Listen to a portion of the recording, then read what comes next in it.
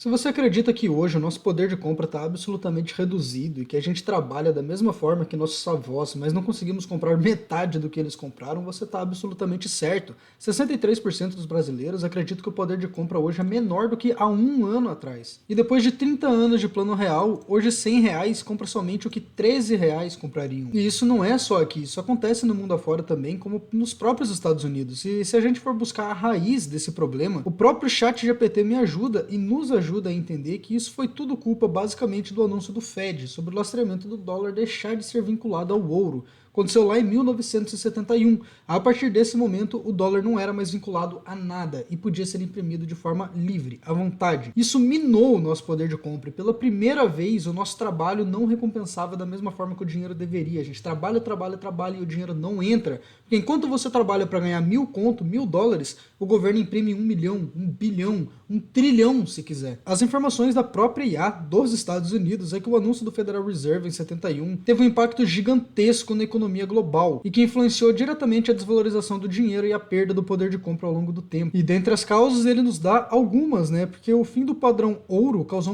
uma inflação crescente. Afinal de contas, antes de 71 o dólar tinha um lastro em ouro, ou seja, $1 representava um valor em ouro, tá? Ele não era uma coisa que você podia simplesmente produzir. Isso limitava a quantidade de dólares que podiam ser impressos. Quando removeu a restrição, os EUA puderam imprimir o dinheiro sem um ativo real para sustentá-lo. E o mundo inteiro seguia o padrão dos Estados Unidos nessa época, porque eles eram uma potência mundial. Isso abriu portas para a inflação, já que a oferta de dinheiro aumentou sem o aumento equivalente na produção de bens e serviços. Sem o padrão ouro, os governos passaram a se endividar muito mais. A dívida externa dos Estados Unidos é mais de 36 trilhões de dólares e provavelmente, com certeza, jamais será paga, porque não há como você pagar isso. Como não precisavam mais de ouro para emitir dinheiro, podiam simplesmente imprimir mais dólares para financiar gastos públicos, guerras e programas sociais. Isso levou ao aumento de dívidas governamentais e à constante desvalorização da moeda. Desde 71, os salários não acompanham o crescimento da inflação. Por exemplo, nos anos 50 e 60, uma única pessoa conseguia sustentar uma família inteira com um salário médio.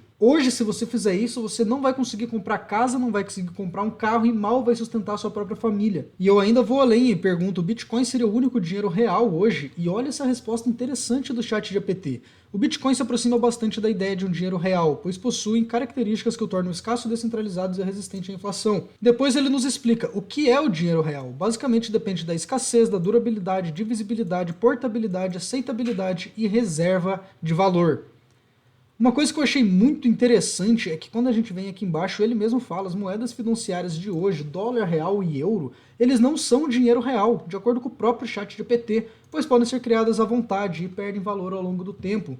O nosso dinheiro que a gente trabalha duro para conseguir está valendo cada vez menos, porque o governo não precisa mais desse dinheiro, ele não precisa da sua mão de obra, ele imprime o quanto ele quiser a bel prazer. E o Bitcoin, no fim das contas, é o mais próximo do dinheiro real que temos hoje, pois é escasso, descentralizado e não pode ser manipulado por governos. Basicamente, o nosso poder de compra se reduz a cada ano mais. O real, o dólar, o euro, tudo se desvaloriza de uma maneira gritante, porque ele é produzido a bel prazer, ele não possui escassez alguma. Basicamente, a gente confia inteiramente nos governos e nos bancos para que a economia esteja bem, quando na verdade ela não está, porque o dinheiro que a gente chama de dinheiro hoje não tem lastreamento em absolutamente nada, ele é só um papel que existe de acordo com a confiabilidade que a gente tem nesses governos. O problema é que isso influencia diretamente no quanto você pode conseguir, porque se o dinheiro agora é impresso de forma a bel prazer pelos governos, como que o seu trabalho vai valer mais do que isso, vai ganhar mais dinheiro do que isso? E aqui a gente tem mais uma informação chocante. Em 2021, o Brasil imprimiu 30% de todo o dinheiro que existe no país, cara. De todo o dinheiro que existe no país.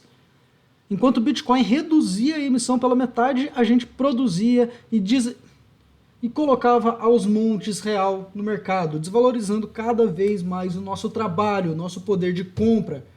Sendo assim, você pode trabalhar mais do que o seu avô, você não vai ter metade do que ele conseguia comprar, porque o dinheiro já não vale mais nada. Desde 71 deixou de valer qualquer coisa. E assim continuará, cara. Infelizmente assim continuará. E em 1971 foi quando a gente decretou a morte do valor real do dinheiro. É claro que as consequências demoraram a bater a porta e é agora, em 2020, de jovens de 30 anos que não estão conseguindo fazer o básico de comprar um carro que está custando R$ 80 mil no Brasil, um carro zero. São esses jovens que estão sentindo os pesos dessas ações.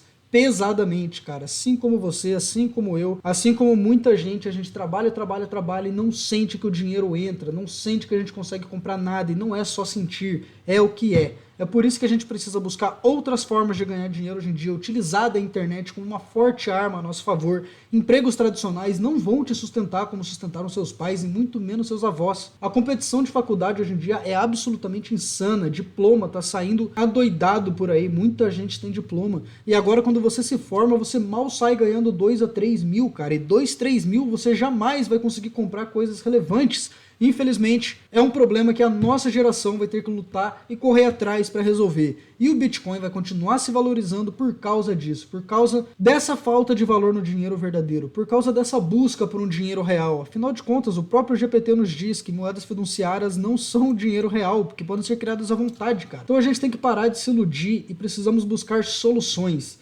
Use a internet para você conseguir fazer isso também. Use de maneiras criativas, invista em Bitcoin, em criptomoedas, porque ela é o único dinheiro realmente verdadeiro que a gente tem hoje. É claro que o ouro também continua sendo uma reserva de valor forte, mas não é tão prático para o mundo digital que a gente vive hoje. O Bitcoin é o caminho. O Bitcoin realmente é o caminho. E sim, cara, quem percebe isso e quem abre os olhos para isso costuma ficar meio maluco mesmo, costuma ficar bitolado nessa ideia. Mas é porque não tem para onde correr quando você percebe o que aconteceu com o nosso dinheiro no decorrer dos anos. O que aconteceu com o valor do nosso trabalho, com o nosso poder de compra. Então precisamos realmente ser criativos e buscar novas formas de sair dessa merda, dessa corrida de rato de merda.